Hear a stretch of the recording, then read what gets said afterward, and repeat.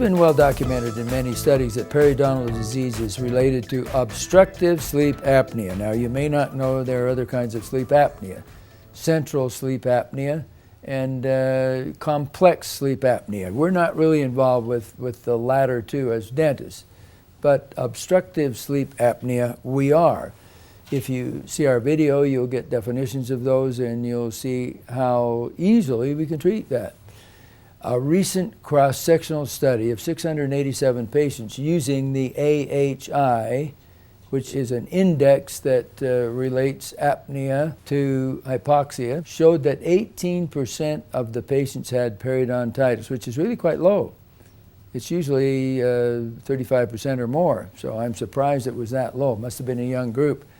47% had obstructive sleep apnea. In that same study, 60% of the patients who had the apnea had periodontal disease. Well, wouldn't you expect so? Frequent mouth breathing of patients with obstructive sleep apnea appears to be the reason for the periodontal involvement.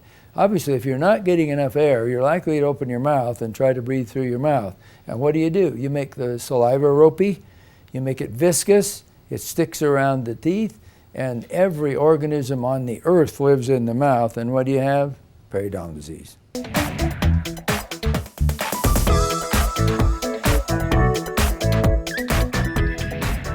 For continuing information from us, please go to our website, pccdental.com. There are constantly changing informational and educational pieces there that we would love to have you see.